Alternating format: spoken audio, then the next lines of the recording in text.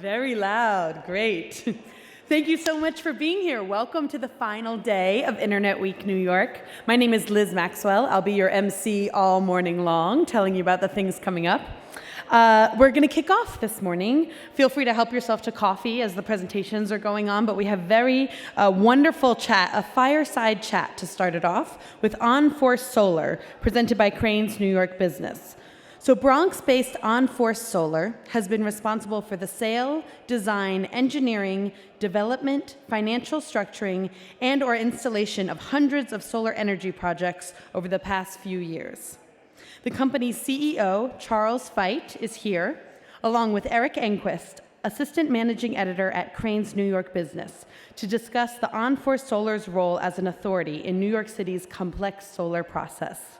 Welcome, Charles and Erik. Take it away.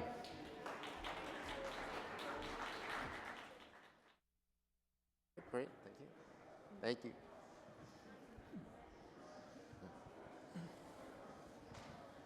Good morning, Charles.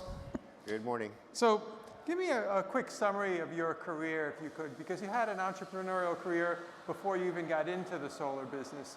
And then tell me how you got started with solar. Sure. I've been involved in many different businesses since the early 90s. In fact, I've never actually had a job. I've been self-employed since the day I graduated college. Started off in the early 90s in cell phones, back when cell phones were about that big and you had to carry them around. Foolishly, I thought nobody would use cell phones and it didn't make any sense and I got out of that business. It was a mistake. And another business that I got into early was online poker. Mm-hmm. And online poker was very exciting for quite a number of years and very lucrative. And the government kind of put a damper on that. The solar business, I got in complete accident. I have a house up in Westchester. My swimming pool heater broke, and I had to find a way to heat my swimming pool. Mm-hmm. I came across solar. I started really, digging into the numbers and researching it, and I just thought it was a fantastic business. Mm-hmm. And next thing I knew, I was in the solar business. So. And since then, tell me how OnForce has evolved in the solar landscape. Where are you positioned, and how have you grown? Sure. Well, our first project as a company was my swimming pool. And since then, we've grown dramatically. Since 2008, we've gone from zero in revenue, and this year we'll be about a $50 million company.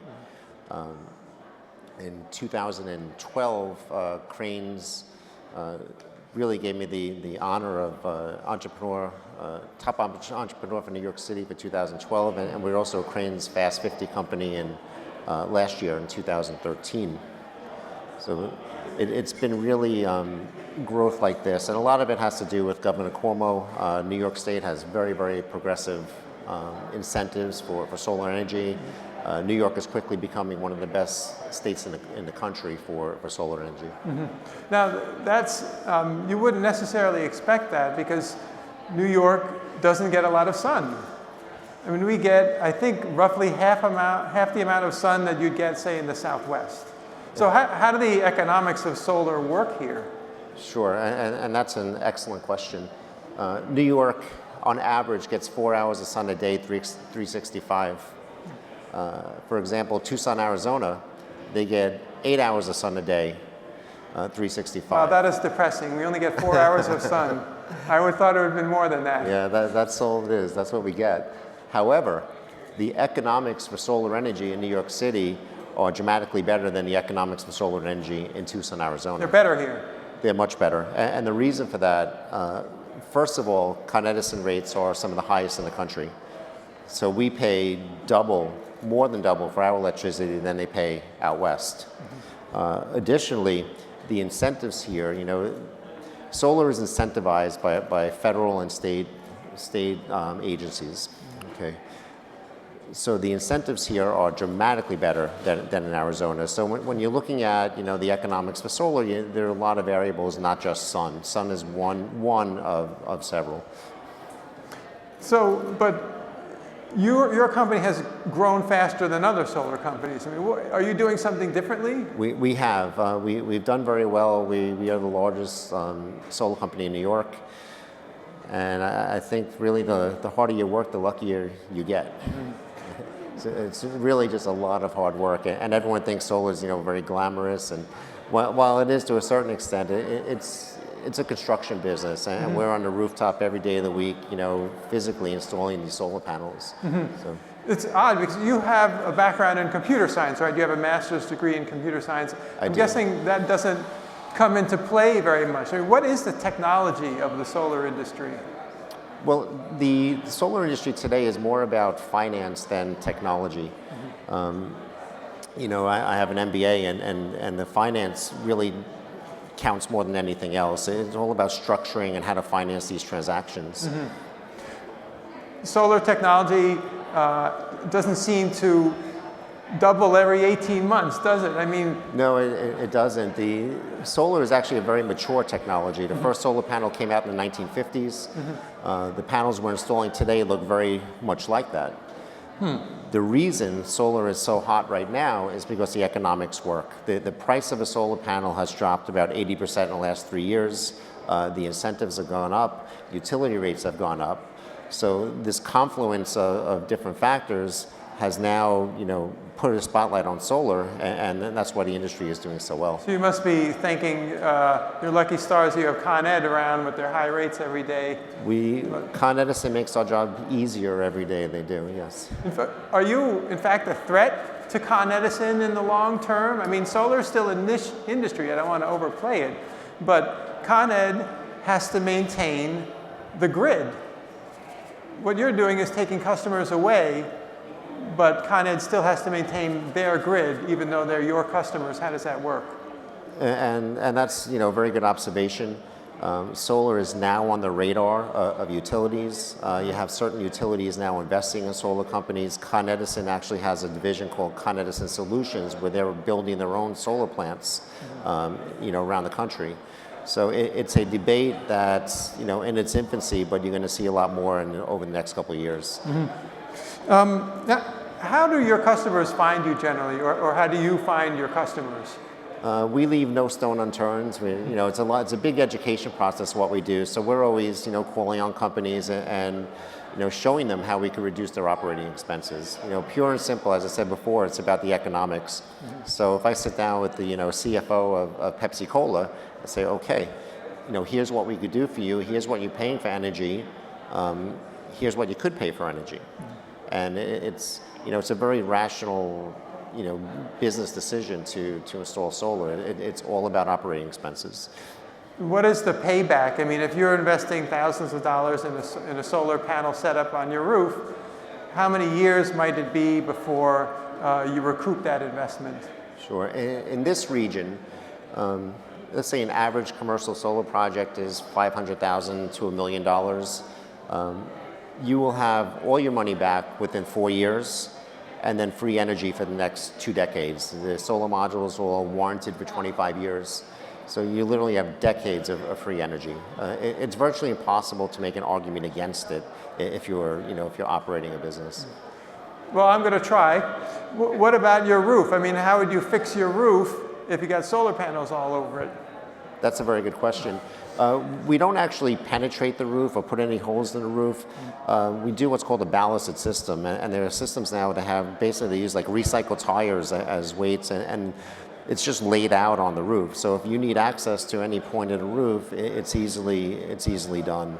And why are the panels cheaper than they used to be? I mean, is it because the Chinese government has subsidized solar manufacturers, or? Yeah, the Chinese government has, and it's supply and demand. The Chinese government, really saw solar as a strategic investment, regardless of profits, and dumped, literally billions and billions of dollars into the industry, which has been great for consumers. The same as, the flat screen TVs and everything has come down. Solar has not been different. Great for consumers, not so great if you're a US-based solar panel manufacturer, like, for instance, Solyndra. Yeah, that is correct. Solyndra was a great technology, but they couldn't compete with the Chinese manufacturing.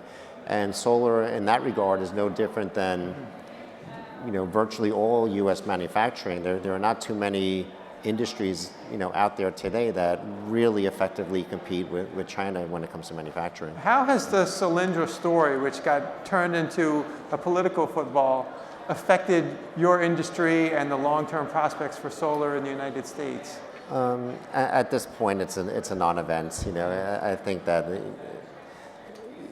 really the Republican Party made such a big deal out of it, but it was one company with a good idea, but an expensive product that couldn't compete in the marketplace. Mm-hmm. Now, tell us about the New York City marketplace. I mean, we're known for bureaucracy, high costs. Is it like that for you guys, and how do you navigate it? Yes, it's very difficult to operate in New York City and what we do. When we design a solar system, we have to present it to the fire department, the building department, New York State, NYSERDA. There are a lot of different eyes on it. One of the reasons we've done well is because we've really absorbed the learning curve on how to navigate the system. Mm-hmm. And at this juncture, we have it down. So we're able to, effectively execute. So most of your customers are commercial customers? Yeah, predominantly. And they have, what, large flat roofs with nothing on them?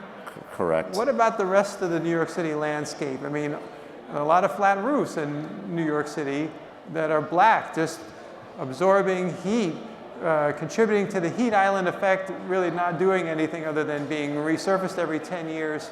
Mm-hmm. How do you see that landscape changing? Well, our goal is to blanket every single one of them with solar panels. Where it's applicable, yeah. Could that happen? I mean, a lot of people have smaller roofs, right, and vertical buildings. That wouldn't seem like very conducive. Right, and not every rooftop is going to make sense. Sometime, like in Manhattan proper, solar just doesn't work. There's always a building next to you that's 20 stories higher, and it's very difficult. But in the outer boroughs, in industrial situations, it makes a lot of sense all the time. Mm-hmm. Approximately what percentage of the energy market is solar right now? I mean, it must be a tiny little fraction. It's a fraction of a percent. So you see that as an opportunity for growth? Or? It's a dramatic opportunity. If you look at the recent headlines, you'll see a lot of smart money pouring into the sector. Mm-hmm. Warren Buffett has put $5 billion into solar projects over the last couple of years. Morgan Stanley, Credit Suisse, Capital One, all of the big banks are investing heavily in solar. I mean, hundreds and hundreds of billions of dollars. Google is up to $1 billion in solar investment. So you're going to see, a dramatic increase in solar. So the fact that it is right now a fraction of a percent is a tremendous opportunity. Is the future in solar in large generating plants, if you will, like solar farms, or individual projects on specific buildings? Individual projects. It's called distributed generation. And it's the most efficient way to create and use energy. Every kilowatt hour that you could create, on site where it's consumed, is one less kilowatt hour that you have to purchase from a utility and have it delivered to you. Okay, so we have electricity running, the whole infrastructure, it's inefficient. You mean, so those big solar farms that we read about where they have all the mirrors and acres of panels, that's not going to last? Oh no, that'll last. There's a place for that, but the larger opportunity would be the distributed generation, the on-site generation. Mm-hmm. Are there economies of scale to be had in solar, or can you do deals with a whole bunch of different customers who do package, or is it just a one-at-a-time situation? Yeah, again, what it comes down to is structure. So, we're doing some interesting projects right now. Con Edison has a program called Remote Net Meter, where you could put a solar array on one property and have that energy allocated to another. So, for example, there's a parking garage in the Bronx. We're putting up about a $5-6 million solar project on this parking garage. All the energy is going to be sold to a hotel in Manhattan. So there are different structures and different things. How do you move the energy from one spot to another? Con Edison's grid, which gets back to what you said before. Okay. You know, how is that fair that somebody who's How is it fair? And that's going to be a debate that goes on. And what's going to happen at some point is the utilities will put some kind of fees. You know, as you see, when you look at your Con Edison bill now, there are a lot of little fees on the bottom that no one knows what they are. Producers of solar will probably have another little fee there for use of the grid. In fact, doesn't the law in New York allow you to sell your solar generated power back to the grid? It does. And do people do that, or is that just paper on paper? It's really on paper. They don't do it because what they don't tell you is the rate that they want to buy it from you is about a third of the rate they want to sell it to you. So selling back to Con Edison is, you know, it's not that prudent. It's they'll give you a credit and you could just use the energy as a credit. Long winters where there's not very much sun, what's your solar panel array doing in those, like the winter we just had? Where it's just... Sure. Well, when they're covered with snow, they don't work. And again, Do you have to go up there and sweep them off? I mean, no, we don't. We just let it melt. It's not safe. But when I said earlier, the 4 hours a day, you know, that's the average. So that bakes in, you know, the 12-hour days in August and the snow days in January, and at the end of the year, you know, you're going to net out to 4 hours a day. And when we do the calculations, that's what it is. It seems to me like solar would make a lot of sense in that people use more power in the summer when their air conditioning is cranked up. And we have those peak days, and on those peak days, everyone in New York pays a higher price for their energy they get from the grid because every single generating plant is running. And the way our pricing system works, a little known fact, you have to pay the highest price that some generating plant is selling to everyone. So if you have a low-cost generating plant on a very hot day when every kilowatt is sold, that low-cost plant can sell its power at a high cost because someone else is getting that high rate. Yeah, and that's, you know, one of the best things about solar is when you need it the most, it works the best. You know, so when Con Edison is telling everybody, hey, shut off your air conditioners because we're going to have a blackout, you know, you're able to assist in that. And there are actually certain regions around the city called empowerment zones where Con Edison will, you know, add extra incentives and significant amounts of money to put solar there. Because when you put solar where they really need it, it enables them to delay or avoid, you know, hundreds of millions of dollars in infrastructure upgrades. So while they're against it in some ways, in many ways it actually helps the utility. Now, there's one exception to that. It's there when you need it most, and that was Superstorm Sandy wiped out power to hundreds of thousands, millions of people, and some of those folks had solar, but they still couldn't get power. Explain why that is. Sure. Because of the National Electric Code, there's an automatic disconnect. If the grid goes down, the solar system gets killed. And the reason for that, is safety. So if there are workers, you know, on the grid trying to repair the grid, and you're pumping energy in, you could zap somebody very quickly. We don't want to zap anybody. No, we don't. There is the solution. Okay, you can put basically turn it into a closed loop system where you cut the grid out, and then you're able to use the energy there. Most people don't install that, but it's becoming a much more popular feature now in solar arrays.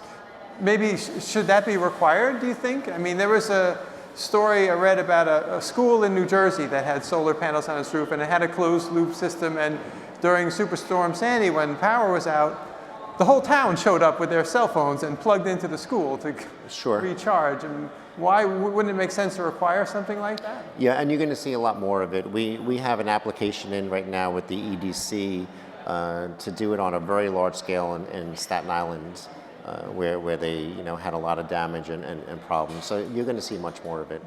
Now, Governor Cuomo he seems to be very gung-ho on solar. My personal opinion is it's because he wants to close the nuclear plant, right? He wants to close Indian Point, and therefore he needs as many alternative energy sources as possible. But for whatever his motivations, he has sunk a lot of money public money into solar. Could you take us through any of those, whether it's the Green Bank or the NYSERDA incentives that are offered? Sure. NYSERDA, which is the New York State Energy Research and Development, they fund every project that happens in the state. Just maybe 3-4 weeks ago, Cuomo announced $1 billion to solar energy in New York, $100 million a year over the next 10 years. So when I said before you're going to see a lot more solar, that's the reason. You're going to see, literally billions of dollars in solar projects and tremendous job growth. I mean, last year our company added 50 employees. We're going to add another 100 to 150 over the next 2 years. So one of the drivers for Cuomo is really job growth, and you're going to see a lot of it. But we have been behind New Jersey, have we not, for whatever reason? We've been behind many states, yes. And now there's a concerted effort to change that. And what about the Green Bank? I mean, what if you don't have hundreds of thousands or tens of thousands of dollars to make that initial investment, even if there is a 5-year payback, and you can't finance it? What are the options for you? Yeah, well, the Green Bank is another another program put out by Cuomo, and that's a $1 billion basically credit enhancement facility. And they have an RFP out, and they're looking for good ideas on how to deploy that $1 billion, and we're giving them a lot of good ideas to help them do that. Now, this is Internet Week, but it doesn't sound like your business relies too much on the internet. But one exception to that, I was thinking maybe Google Earth. I mean, when I called a solar company to be evaluated, within 30 seconds, the guy was looking at my Google Earth photo of my roof and doing an evaluation. Before that, did you have to go to visit every single site? I mean, how has that changed the dynamics? Yeah, we couldn't operate without Google Earth. You could not operate without Google Earth. You couldn't do it. It's very inefficient. So while we don't have any eyeballs or clicks or anything, we are active users of Google Earth. Yeah. And you don't have to pay Google Earth anything, right? That's kind of nice. Correct. Yes. How would solar do if you had to put satellites in the... All right, I don't even want to get into that. Now, you've run several New York City marathons, correct? I have, yes. I read that in Crain's. Okay. Do you see any parallels between that and the business that you are in? I mean, is this a long-term business proposition or that you're slogging through? Or this is not the kind of... I know you're on the Fast 50 list, but tell me what the parallels are, if there are any. Well, I'm not sure the parallels to a marathon, but the industry, yeah, I mean, if we were running a marathon, I'd say we'd be on, mile 1 or 2. There's a lot of room for growth, and again, you're going to see, dramatic amounts of solar deployed, here and around the country. And is there going to be a consolidation of solar companies where there are acquisitions and you end up with 2 or 3 major providers? I mean, if you stop someone on the street right now and say, name a solar company in New York, no disrespect to OnForce, I don't think anyone could come up with even a single one. And that's probably true. There is consolidation going on now. And while there won't be, a couple of, 2 or 3 big major players, because it is a very localized business, because of the physical nature of the installation. Now, you built a career as an entrepreneur. I'm sure you've made a number of mistakes along the way. You mentioned you got out of the cell phone business maybe a decade or so too soon. What advice do you give or would you give to young entrepreneurs, especially those who are trying to build a business in New York City, which is notoriously difficult to do? Sure. Don't be afraid of adversity. Starting a business and running a business, the odds are against you every single step of the way. And if you just focus and come in every day and try your best and execute, you increase your odds. But it's it's very difficult. What are some of the mistakes or the obstacles that you've had to overcome in the solar business or any of your other ones? That list